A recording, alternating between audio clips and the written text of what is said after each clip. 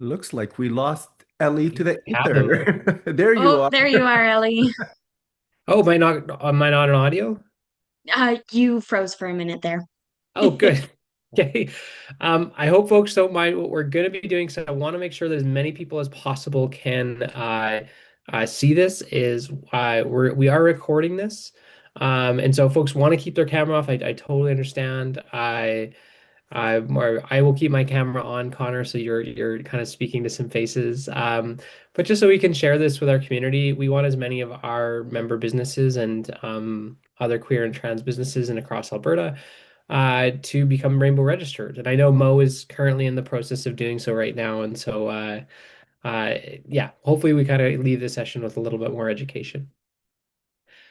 In terms of Connor, an introduction, there's some things that I actually learned. So I looked on your LinkedIn around this, and not only does Connor have a background in sustainability and international development, really focuses on like building a inclusive Canadian economy. Was named by the Saskatoon Star Phoenix, which is my hometown paper, so it has a special place in my heart as a leader in equity, inclusion, and representation for the queer community. We're just so excited to have you, Connor. In their role right now, they're serving as the National Business Development Manager at Canada's 2S LGBTQI plus Chamber of Commerce. Drives initiatives like the Rainbow Registered and the Supplier Diversity Program, turning their passion for inclusion into actionable policies, educational programs, and support systems for businesses across Canada. Uh, with that, I'm going to pass it on to Connor to introduce the topic a little bit and do a land acknowledgement. And thank you very much, Connor. We're so happy to have you. I'll pass it over to you. Amazing. Thank you so much, Ellie, for that phenomenal introduction. That is incredibly kind. Give me one quick sec here. I'll pop up my screen share.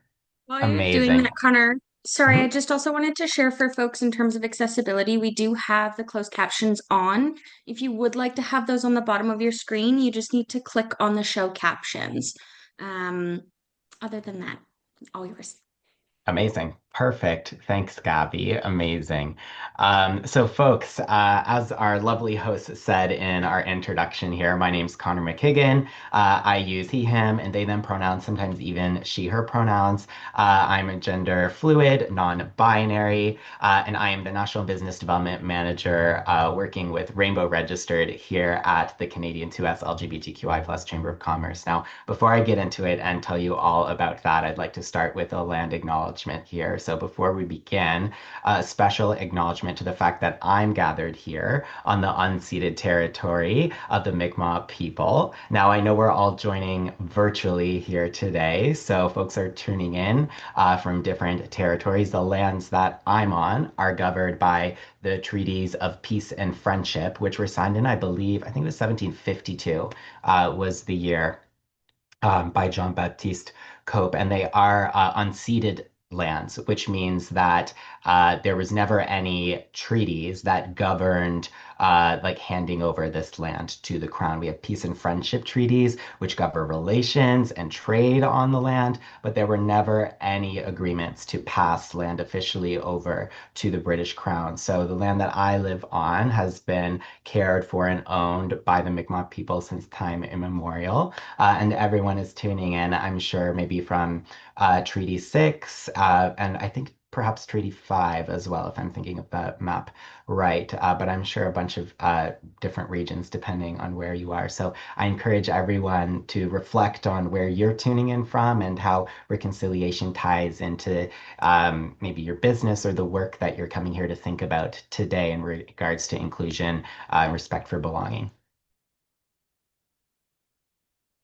So a little bit about us at the Canadian 2S LGBTQI plus Chamber of Commerce. So who are we? We are a very proud partner of the Alberta 2S LGBTQI plus Chamber of Commerce. And our members are made up of queer-owned businesses, entrepreneurs who are looking to start a business, allies of queer-owned businesses, the government liaisons who look to support queer-owned businesses and startups, the corporate members who want to buy from our queer-owned businesses, as well as different community partners who work in collaboration with us, and of course, some students of business as well who we work with as they're studying as well through our mentorship program. All of that work that we do ties into building that more inclusive Canadian economy. So, Rainbow Registered, the program that you all came here to learn a little bit more about today, is a national time-limited accreditation for 2S LGBTQI+ friendly businesses and organizations that have demonstrated that they meet the Rainbow Registered National Standard for 2S LGBTQI+ inclusive businesses. So, meeting the standard means that we have deemed a business to be market ready for the 2S LGBTQI+ customer. And then they can, use the branding. They can share that they're rainbow registered. Oh my goodness, I just accidentally skipped right to the end. So what does that mean? It's a mark of excellence. So this is a prestigious program. We've only had 450 businesses across the whole country meet the standard over the past 4 years. And it really is a way for businesses to show that their commitment to queer inclusivity is holistic. It goes far beyond just getting a sticker or putting a flag up in your window. It demonstrates your active intention. So what is the intention? What do we ask our Rainbow Registered businesses to commit to? So we understand that safety cannot always be guaranteed. And in fact, I don't even call our businesses queer safe spaces because safety is such a high promise. But what our businesses can commit to 100% is accountability. While safety is, of course, the goal, we work to create a protected and harm-free environment. But accountability is the promise. So through all the work we do, our hope and our goal is safety. And when we commit ourselves to the work we're doing that meets that standard, we can make a promise for accountability. It means we're answerable to our actions. No matter what happens, we've got a process in place and we know we've done the work to uplift our community. So I want to dive into a whole bunch about the program, but first I want to give you a little story about what launched the program and who we serve. So a bit of a primer for some of the language that I'm going to be using. You're going to hear me use the term 2S LGBTQI+ a lot. And I always love to preface that because, I chat with all kinds of groups. I'm super fortunate to be in a room with folks who are queer or allies here today, depending on how you all identify. But I do a lot of work with allies too. So a lot of time I'll break down this acronym. But I'm not going to have to break it down and what it all means for you here today. But there's 2 specific pieces that I want to pull out of the acronym here. One, sometimes folks ask me why they hear the different acronym sometimes. Well, for us, we use the acronym that's in line with the acronym that the federal government uses. So the federal government uses 2S LGBTQI+. So that's the acronym we use as well. However, sometimes in the US, and there's lots of US news and media that folks get exposed to as well, you might notice they don't use the 2S. You might just see it as LGBT or maybe LGBTQI+, depending on who you're reading from. And that's because Two-Spirit is a term that refers to a specific Indigenous identity where folks hold 2 different gender spirits. But it's not officially recognized in the US in their national acronym that they use. So a lot of times people don't understand why it's different. And I love to kind of introduce that because that acronym actually changes far beyond our North American world that we live in here as well. And we're all involved in the community. So I think some of the pieces that I want to share is I think the future of the acronym and where I see it going as well too, because the first time I kind of was exposed to how that might change around the world was 3 years ago in a session I was doing. And it was with a workplace, and one of the folks in it, she had just moved to Canada. She was a new Canadian. And when we were talking about the acronym, she brought up that, I'm not quite sure how I fit into this because I kind of feel like maybe lesbian is the the spot in this acronym, but where I come from, we don't like lesbian isn't the word, and like it is, we don't really have one word for a woman who's attracted to women, but we have a word for women who like aren't attracted to men, but this is like it's just not quite the specific wording. And I thought that was really interesting because even in, the way that we had built the acronym, she didn't quite see herself in it. So our North American build of it wasn't quite as inclusive as maybe we had hoped it to be. And actually my boss here, he's from Ghana in Nigeria. And he said a really similar thing to me is that they don't use the acronym where he grew up. They just have like it's kind of like a queer. I forget what the word is, but it's not queer. But it's similar in terms of like it's an umbrella term for the community as well. So language that folks use to refer to our community, it changes a lot. Perhaps just the acronym, depending on where you're at in North America, or even whole words and languages that folks use to talk about our community can change depending on where you are. So a really interesting note on that, the more that we think about inclusivity and the more diverse voices that we bring into conversations about inclusivity and understanding what the needs of our growing community is, as the more we build more inclusive environments, the more everyone feels welcome to come out, and the more we learn about experiences of queer people, and the more we can build more inclusive spaces. So really interesting to think about. And you know what? If I'll make a little prediction here. Sometimes in like some of the most forward-thinking queer spaces, I'm beginning to hear the SOGI acronym. I don't know if anyone's heard of SOGI, but SOGI stands for sexual orientation and gender identity. And it's one I've been hearing a lot as a bit more of like expansive acronym to speak to our community. And I've even heard it a bit longer, SOGI-esque. So sexual orientation, gender identity, and then expression and sex characteristics is the esque piece. So I predict that maybe even one day as we bring more voices in, we'll probably move away from the 2S LGBTQI plus acronym. I mean, who knows? Maybe it'll stay strong forever, but I'll be intrigued to see where our community goes with that. But just a nice preface on language and how our ways of knowing are built and where we're at geographically as well too. And my final little point on this piece as well, which I think is so interesting because I love to share this fact from Stats Canada when I'm talking about the queer community and the amount of folks who identify as being part of the community, that you can see they're missing the I off this. And Stats Canada actually doesn't gather information on intersex people. They feel like there's just not enough data there yet. And I'm like, well, you gotta ask, and and like it was something about their levels of understanding that they just couldn't get it right. But I thought that was interesting, an interesting exclusion from the data that StatsCan took in 2021. And of course, just a note about queer. So I'm going to be using the word queer interchangeably with the acronym here today. I know that historical contexts can make this acronym difficult for some. So I definitely want to be mindful of the language I'm using here today. And if that's uncomfortable language for anyone here, feel free to flag that for me and I can switch that up.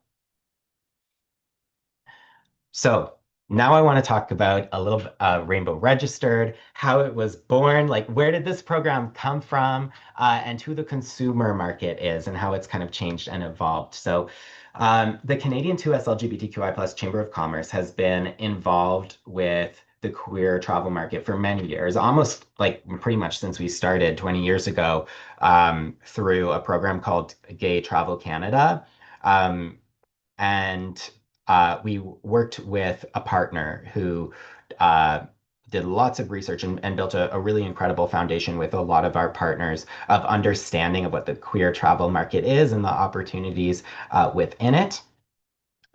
He passed away about 10 years ago, but his work continued on with quite a legacy, and it eventually evolved into what Rainbow Registered is today. So after COVID, with tourism stimulus funding from the federal government and a partnership with HR Canada, Tourism HR Canada, the Rainbow Registered program was born. So this was born out of a need for a benchline national mark of inclusive spaces for queer people.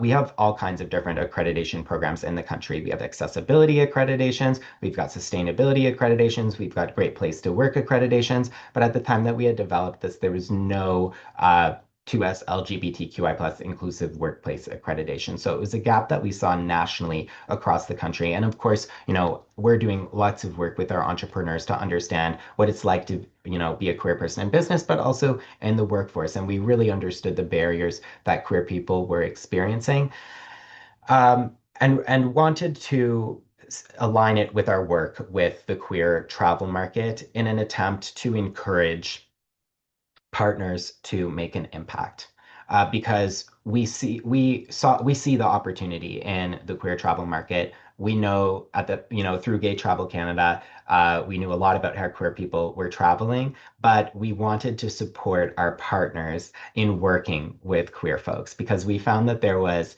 perhaps hesitancy or a lack of understanding as to what that market was.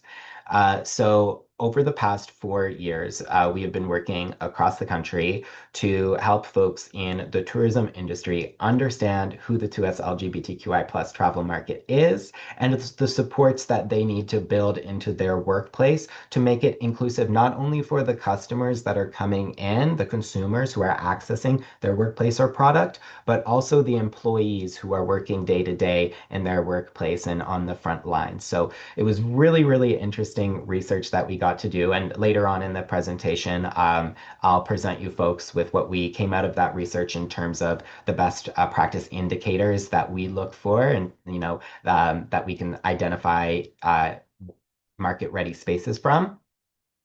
But it started all within the tourism industry, and it's been a really, really interesting journey, because about 2 years into the program, focusing, we were really trying to tell a story around the supports and what the best practice resources and everything that we could do to support businesses who were coming to us with the gaps that we saw. Because some businesses would come to us very, very ready, but some of them, they had some work to do. So we were trying to figure out, okay, how do we create resources and do monthly activities with these businesses to help work them through the process, but then also for the ones that are done, keep them engaged, because it was also important to us that we just didn't wave goodbye to the folks after they were accredited and say, see you in 3 years. We really wanted to give folks the opportunity to engage with our resources and stay up to date on active best practices, not just what best practices were 3 years ago when they got accredited.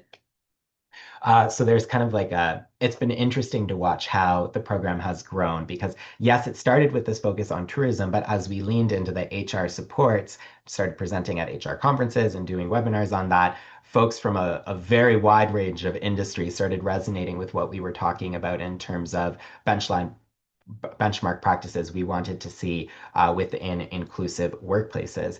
And that, at around 2 years in the program, really, really kickstarted our expansion into an industry agnostic program. So I'll start off here with introducing you folks to the queer travel market and how that kind of started for us.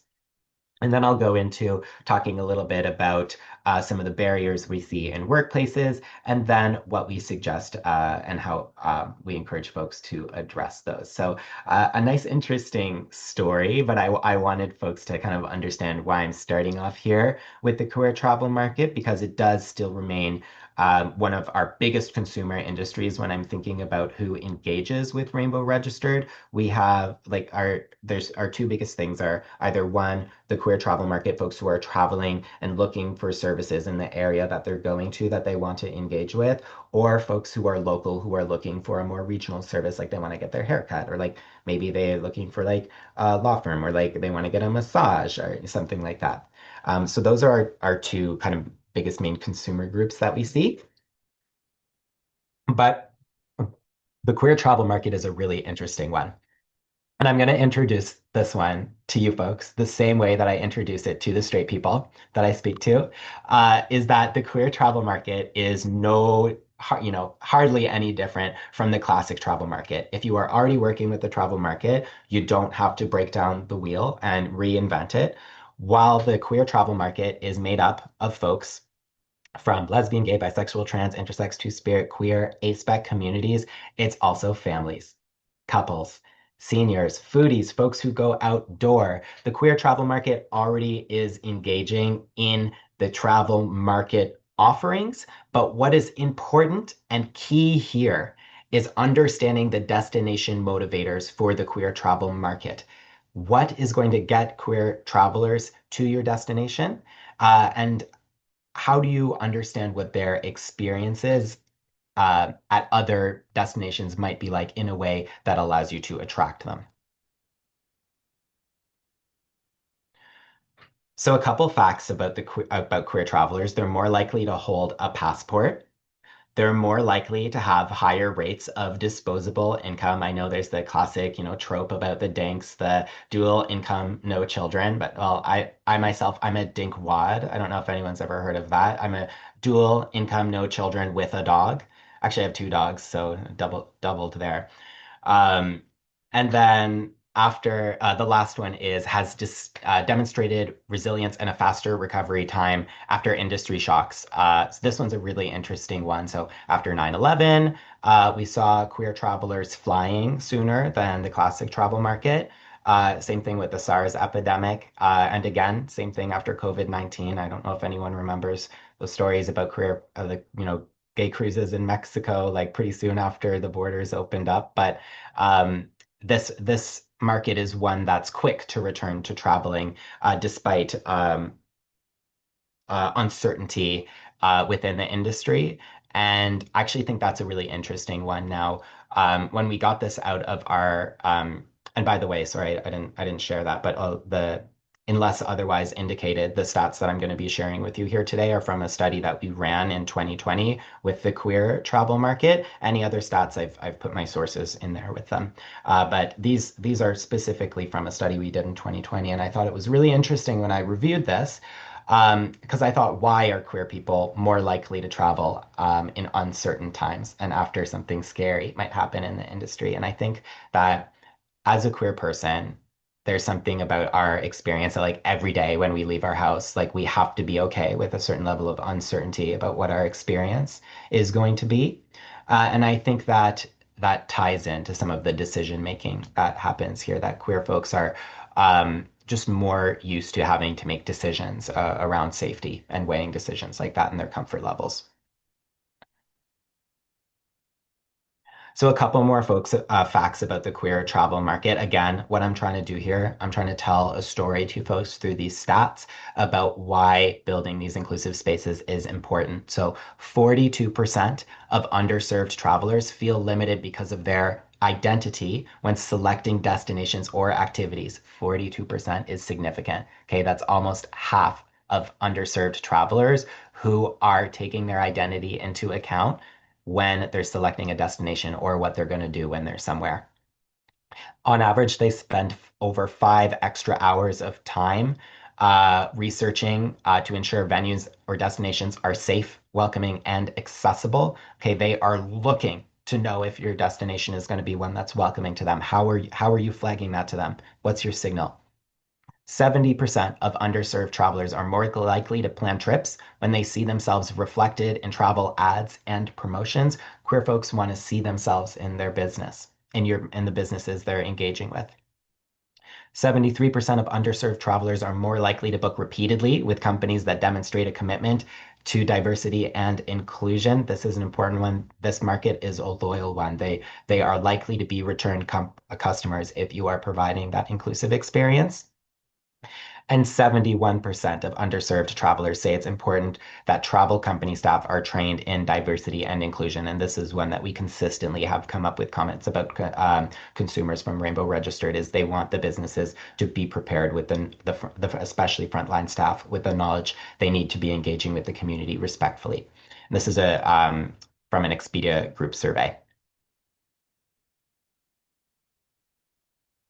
So again, just this nice note here, it hits it home. This is a really loyal market. And yes, it has to do with wanting to return to a good experience, but it also ties into the larger state of the market. The reality is that the majority of offerings are not as inclusive as they could be.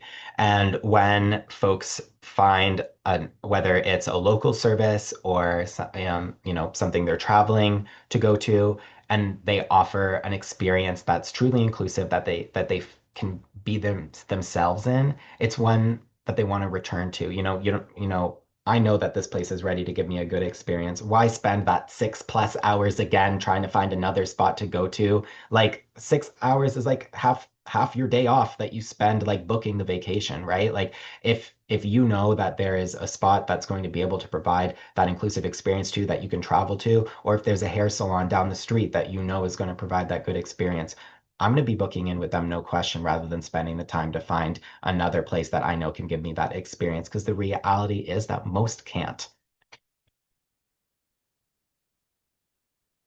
So I won't go through every single, one of these stats again, but this is again from that Expedia Group survey, and it studied the impact of promoting diversity and inclusion on travel behavior. So in every single one of these pillars that we see here in transit providers, accommodation, experience, and online travel agency providers, underserved travelers preferred their brand over others, were more likely to book with them repeatedly, and were more likely to stay active and join their loyalty program. So really just hitting home again, the impacts that building inclusive measures into your business can have. Look at how folks are coming back. Look at the impact that the inclusive experience had on the customer's experience with the business and what it did for that business too.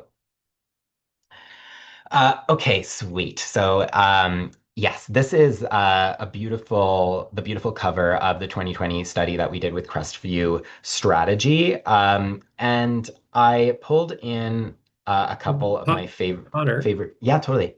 I just want to make sure that we have like folks have lots of time to talk about the Rainbow Register program more broadly. I think I'm wondering Yeah, if like folks are going to need to. I'm happy to kind of hear this is like really fascinating research around the travel business. And if it's possible, if we could send this around, I just want to make sure that we love have it. lots of opportunity to kind of Yes, walk through kind of some of these pieces that are not as travel specific. 'Cause I know a few of the folks in the room, and I think we're in a different area. This love does make it. So I could context ramble there. on. That's perfect, Ellie. I'm so passionate about this stuff. So Yeah, no, I of course. appreciate the pulse check. Okay, I'll zoom through these. I'll give a couple one-liners. So what's important about this one, the queer travel market in Canada, it spends 12 billion annually. That's a 43% increase since 2014. By 2030, it's going to be worth 500 billion. This market is rapidly increasing. There is lots of opportunity within this market. So there's the business case. Now, destination motivators for queer travelers, the number one surveyed destination motivator for queer travelers is safety, 89%. But think about this, it's their perception of safety before they get there. So you have to think about what are you doing to have them see themselves in your business? What are the measures they've done there? So a couple quick stats about inclusion in the workplace compared to heterosexual men. By men, they're 64%. By women, 64%, by men, 56%, and gay men, 32%, less likely to be employed.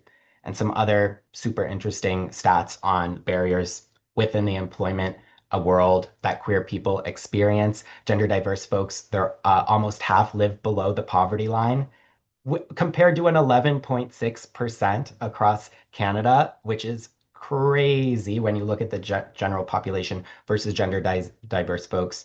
13 to 22% were unemployed. They identified that they had been dismissed or turned down for a job interview recently when they had filled this out. Again, also workplace experiences, much higher levels in terms of LGB women, and in terms of gender diverse folks, 2 times more inappropriate workplace experiences and 3 times for gender diverse folks. So again, like we're really looking at a lot of barriers in the workplace for queer people. So when you're building inclusive workplaces, what we uplift as the national standard is 4 pillars. When I started working in consulting, and it was about 5 years ago when that big blow up around DEI happened, everyone was talking about it, and that was super exciting for us. But something that kind of bothered us is that not everyone gave tangible steps. And I was really excited when I started working for Rainbow Registered because it looks to give those tangible steps. It looks at it and it says, okay, you can't eat an elephant all in one bite here. So we break it down into 4 pillars. And within those 4 pillars, we break down a bunch of best practice examples and evidence indicators. So I'm going to give you an example, a description of each of these, like what does it mean? Then I'm going to give you like a bunch of evidence indicators and talk about what we look at, and then I'll give you a real life example for each of them. So the first one is policies and practice. So our national standard is that the business or organization's policies and practices are non-discriminatory and respectful of sexual orientation, gender identity, and expression. So that means that your organizational policies and practices set the foundation for an inclusive and respectful environment. They have to reflect a commitment to 2S LGBTQI+ inclusivity. So maybe we're getting non-discrimination policies, equal treatment policies, policies that support the equal treatment of customers and employees. So this is just like our full list of evidence indicators here. I wanted everyone, because I'm sending this around, I'm getting a recording so folks can pause it. And I think it's really interesting what we were able to pull out of our work with community in terms of what they look for. And I'm really excited because it's our 5-year anniversary next summer, and we're about to do a bunch of community engagement and do an update on some of these pillars too. So super exciting to see everywhere that the program is going. But some of the ones we really frequently see, we see a lot of non-discrimination policies. We see a lot of anti-harassment policies. Ones that I love to see, though, I love to see policies and practices that support transitioning employees. A lot of businesses don't think about that, how, when you don't have a policy like this and someone's not sure that they can transition safely in your workplace, how you might lose an incredible talent that you have. This, really important things to think about. And a lot of folks as well, I let you folks know at the start, some folks come to us with a lot of stuff. Some folks come to us with some of the stuff and want to know what's next. I work with folks to help them map out their pathway to meeting the standard. And folks can kind of use this as a readiness assessment to say, okay, I have this, but I don't have this, and this is where I want to go next. Now, to get accredited, the standard is 3 approved pieces of evidence in each of the pillars. So that's the baseline that any business coming through has to meet. Although lots of folks coming through want to do a lot more than that. And we do end up working with them, whether through our programming or best practice resources, to kind of help them check off some after they get accredited as part of that active component. So here's some examples. Now, these, I got permission from some of our applicants to use some of their submissions. So this is an example of an anti-harassment policy. It covers workplace sexual harassment, gender-based violence as well, and it's a respectful workplace policy. And then this one as well is an interesting one here. It is in regards to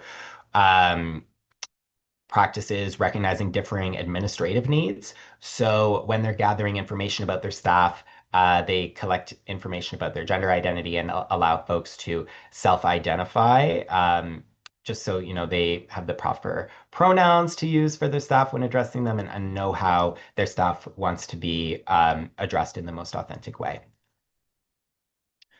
So training, our national standard is that the business provides diversity and inclusion to the staff or volunteers and contributes to public education on diversity and inclusion. So the training has to cover specifically the 2S LGBTQI+ community. It has to cover queer inclusion, whether it's covering sexual orientation, gender identity, whether it's covering pronouns and how to use them respectfully.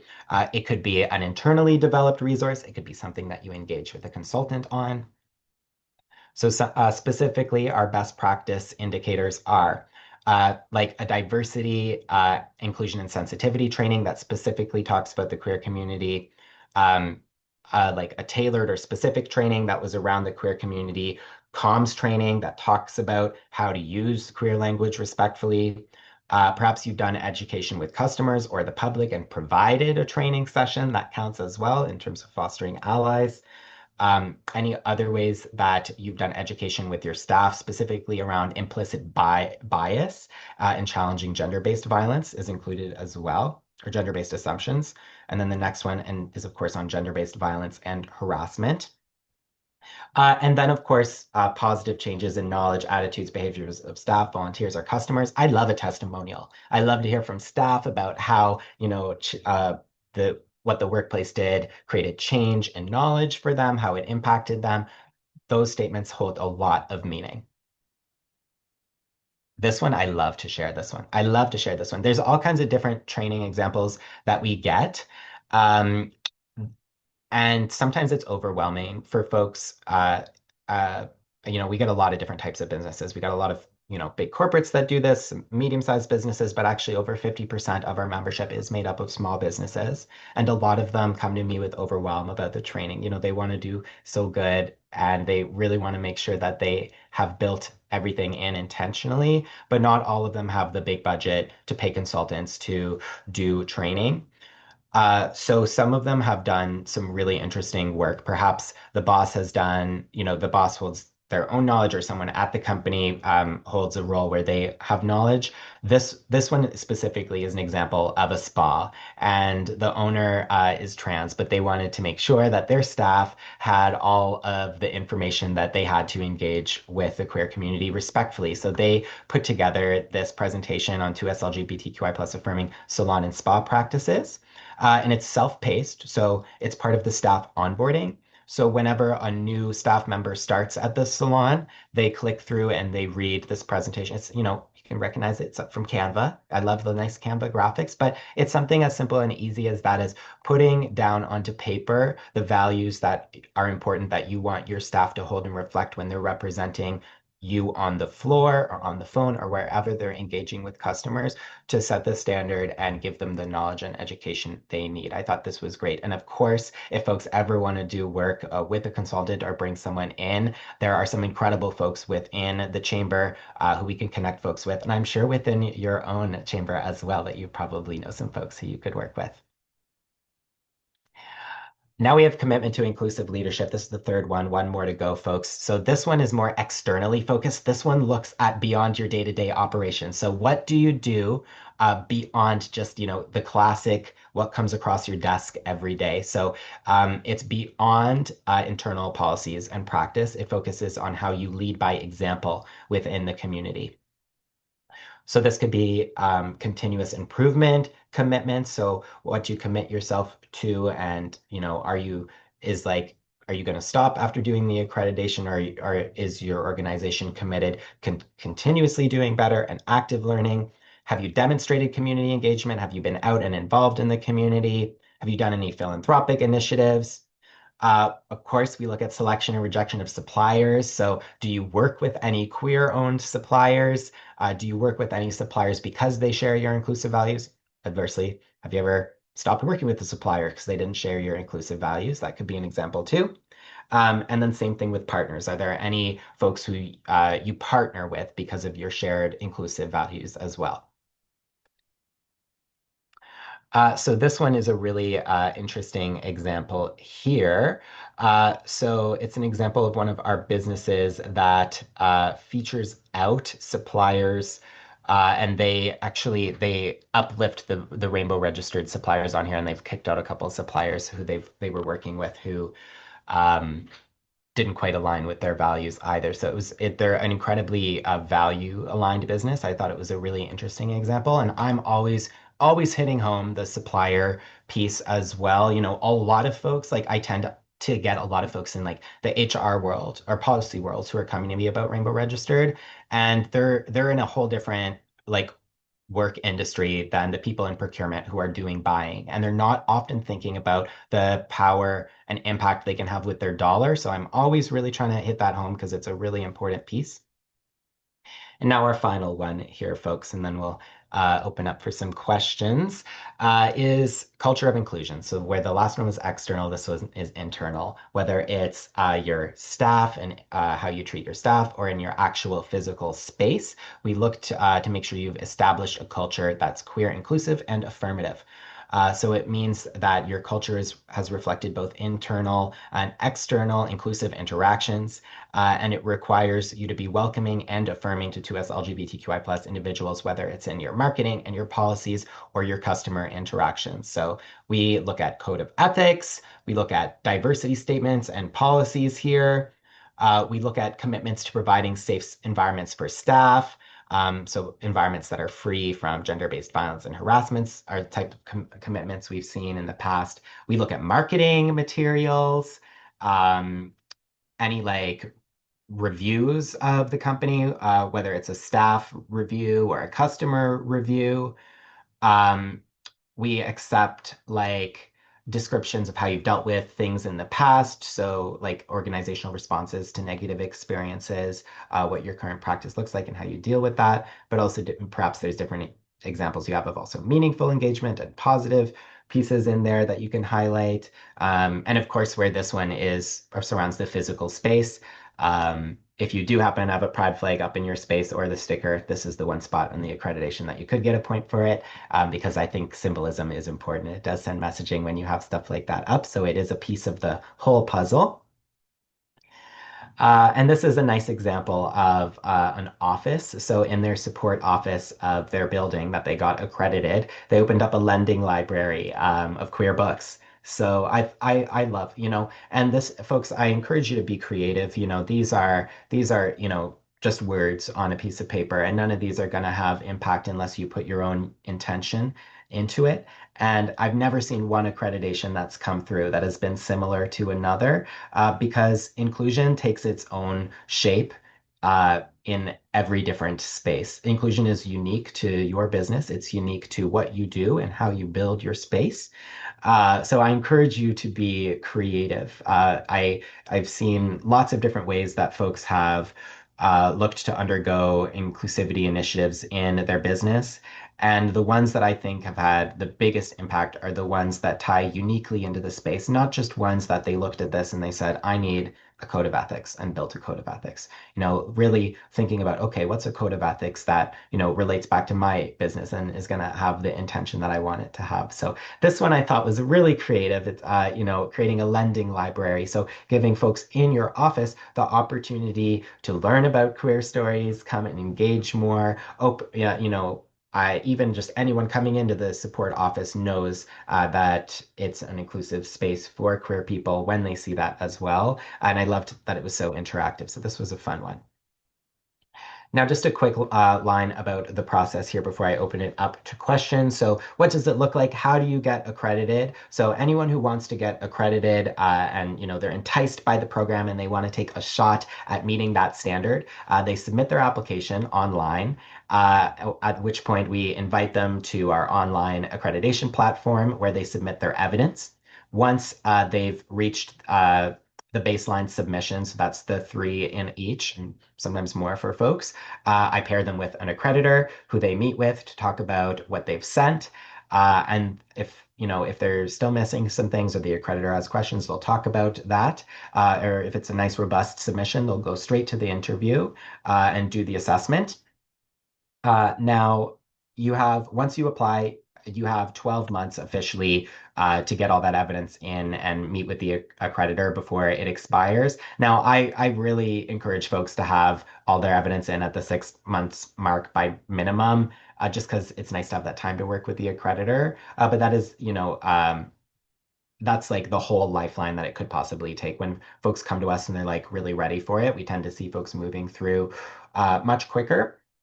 That being said, if you do the assessment with your accreditor and you pass and you're good to go, awesome, you're all in. But if you don't pass and you get a not met or partially met assessment, you have 12 months to do the work that the accreditor told you needs to be done in the assessment report. And you can come back to us and get assessed after you've taken a shot at it and at no cost at all. And we'll let you know if you were able to reach the standard. So after you get accredited, it lasts for 3 years. It's not forever. You have to get reaccredited after 3 years. But in that 3-year time, you get your listing up on the Rainbow Registered website with all of our accredited businesses where our queer travel market can zoom in and plan their trips. Or also folks locally can check in on their local services and the local businesses in the region that have met that standard. They also have the active learning component with What's the Buzz. We do that monthly lunch and learn for folks so they can continue active learning, whether we've had ones on unconscious bias, engaging with pride in a meaningful way year round. inclusive workplaces for different body sizes, like all kinds of really different and interesting topics that we bring in for this. And we bring in our partners and also our suppliers to do those sessions. And that's, just a taste of it in terms of some of the engagements that we get. We do all kinds of different promotions right now. We've got an exciting one with ACOA and FedDev, but we also, for anyone who is a member of the Alberta Queer Chamber of Commerce, we will give you a discount on Rainbow Registered. It's 15% off for anyone who is a member of the chamber. So if you're interested in that, that discount is applicable to you, and we can definitely chat about it. If anyone has any questions about what you saw here, you can feel free to email me, but we're also opening the floor for some discussion just to chat a little bit. I know I went on and on, so hopefully we've got a time for a couple questions here, Ellie. I'll leave it up to folks for a little bit, see if there is some questions. I have one, but I'm happy to leave it until some other folks chime in. Yeah, great question there, Anastasia. So the cost to joining depends on your size of business. So for a small business, the renewal fee, so I'll pull this up. So there's two costs associated. One, there's a yearly renewal. And on year one, there's also an accreditation fee. So for a small business, the annual renewal fee is $250 a year. And the accreditation fee is $49. So the way that a pricing structure would look for a small business would be $299 on sign up, then on the first renewal $250, the second renewal $250, and then it's done. A medium business is $400 for the annual renewal and $199 for the accreditation. So $599, $400, $400. And a large business, which is 100 plus employees, is $799 on the first year and $525 renewal here and $525 renewal here. It's some good memory recall there for me. Like I said, the majority of our businesses that come through are small businesses, so I'm sure most folks here are probably going to fit in that $250 a year spot, but who knows? Awesome, Ellie. What's your question? Just really quickly, is there any a small business is kind of the lowest level, right? So there's not like solopreneur level. No, Say you're a hairstylist that like rents a chair somewhere, but you have your own business kind of set up as a solopreneur. The smallest tier that we have is the small business Okay. tier, so the 10 or less. And we actually like even have some sole proprietors involved, like some folks who like don't even have any staff involved in it too. So it's always really interesting to see like some of the builds that we have on it.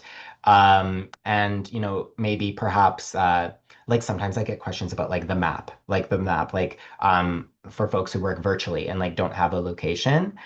We can put your pin like in the province that you do the most business on, or talk about where you want the pin there. But I wonder, like, I'm just trying to think about my suggestion for anyone. Like, if 250 is too, like, if that was restrictive to anyone, I'm like, maybe if I would suggest the National Associate membership or the FAM membership. National Associate membership ends up coming to like 200 a year, so it's just a little bit less. Honestly, if you were on the fence, I would say go for Rainbow Registered, because you get the 15%. It would actually probably like come out to the same. I don't know what the FAM rates are yet because it hasn't launched, but I don't know. People could also talk to me too. I'm nice. Thank you. No worries.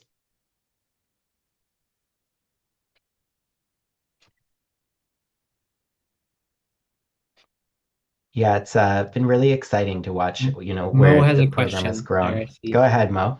For sure. Thank you so much. I just wanted to make sure I'm opening the space for other folks, to ask their questions. First and foremost, thank you so much once again, Connor. I've been part of the work that you've been doing in establishing the inclusive hospitality and tourism corridors across Alberta and across the nation with the work with Explore Edmonton and the other operators, the work that you're doing. So earlier, the pieces where this program Mhm. was founded in tourism and the impact there and the fact that now it's moving into other industries. So I really appreciate that context and the stats that you had. This conversation comes at a very interesting junction in the road for me professionally.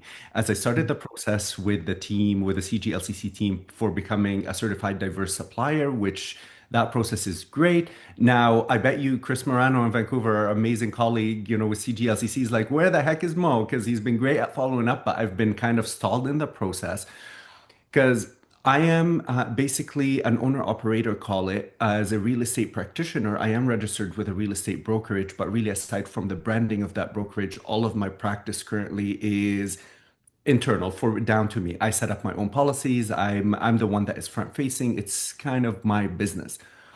So the memberships with the chamber, memberships with CGLCC, and especially with the launch with FAM now as a professional, it's a great tier that CGLCC has launched. Right now, I am in the process of exploring a significant career opportunity that would entail me to kind of level up my work, but it will be through a major, large organization, large employer, right? So I'll be joining a leadership team if the opportunity goes through. But they have over 120 employees. I'm just going to take a quick 30 seconds anecdote over here. For the first time in my career, this is the first time I'm going through a step similar to this one on this scale. Since I've joined the 2S LGBTQ Chamber in Alberta and since my connections with the CGLCC, let me tell you, it's a night and day difference in terms of how I even approach the interview and the conversations about my life and who I am and my values, where before I always needed, it felt like that needed to live within a facade. And I am so glad I showed up authentically, fully, exactly as who I am and the work that I'm trying to, establish through the work with the chamber. So as we're talking about this, there could be an opportunity, with my practice, it's now no longer my own policies, it's no longer the safety and accountability I'm providing. It would be working with a much larger organization in that space for them to become Rainbow registered as a provider. So they're one of the major home builders across Canada and Alberta. So it would be from the home construction and home building and real estate industry, as well as a full real estate practice. So still within a brokerage.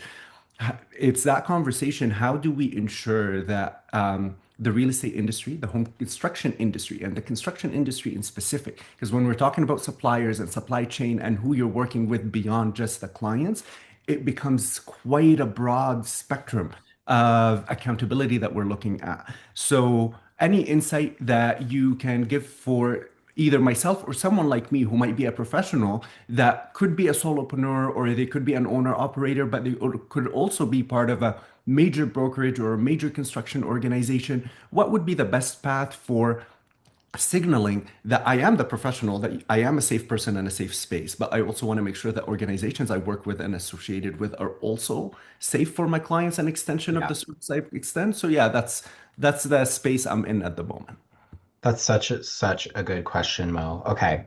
So, like my brain kind of looks at this on a couple different ends because especially just like the construction industry itself is one that definitely has opportunity. Like I hear from folks in the construction industry and their experiences, and it's an industry that has like a really like male dominated culture.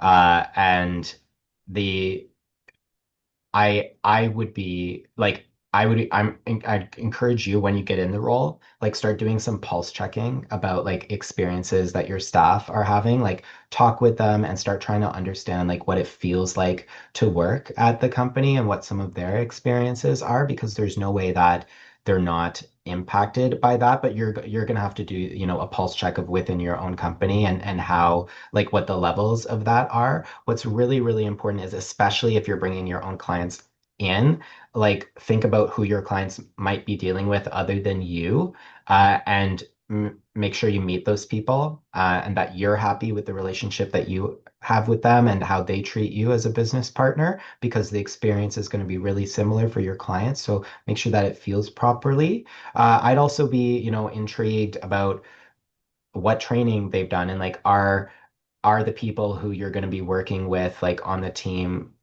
as prepared as you are to provide the experience that you want to give to your clients. And probably no one's going to be as prepared to give your experience, but at least at the level that you're satisfied with, will be important there. um, there's also like an external facing piece that I think is important. Like I think that you should like be putting your pronouns in your email signature, or like if there's like anything that they'll allow you, like maybe I don't know, like something digitally, like a digital badge or something you could put on to like flag inclusivity, because your clients will see that, but also your other coworkers will see that as well. And um, perhaps prompt some discussions about who is like a really good ally in there. Um, but also flag to folks like what the organizational values are too. For sure. No, thank you so much for that context. I appreciate it. One follow-up and a quick one. We don't have to dive into it. Since the with the certified diverse supplier, Mhm. does it make sense for me to continue with that application where realistically, by the time it makes it to committee, this is not 100%. So if I really pull the trigger on really moving forward, I'll know by likely tomorrow. If I'm pursuing this, if I say on my own, I'm pursuing the certified diverse supplier without a question. Is the best recommendation right now for me in terms of my membership with the CGLCC to perhaps get the FAM membership versus becoming a diverse supplier if I am at this junction right now? What would you recommend in terms of path forward regarding Mhm. becoming a supplier?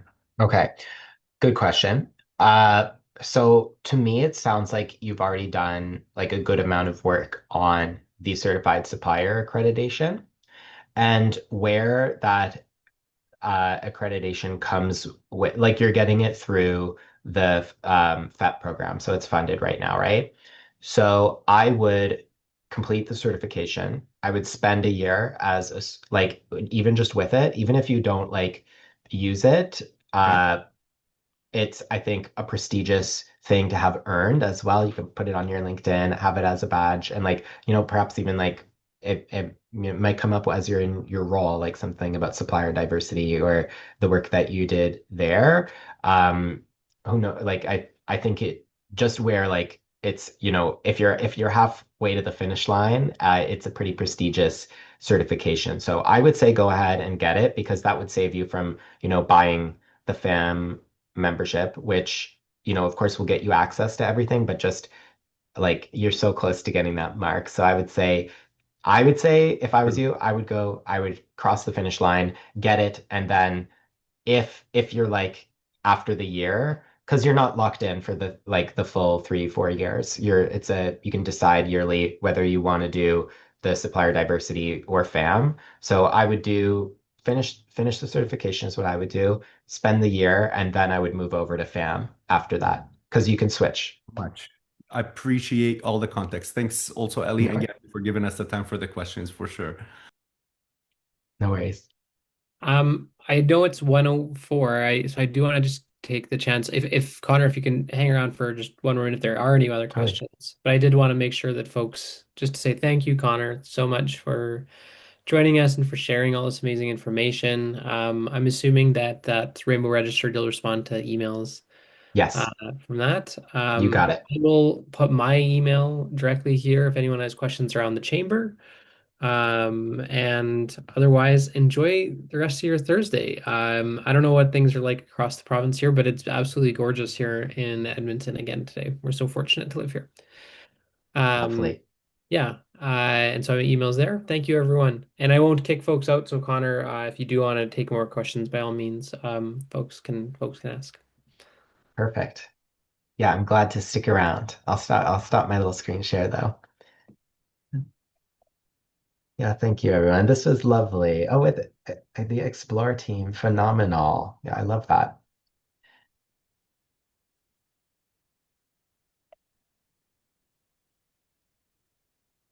I am just going to end the recording here, but people can stay and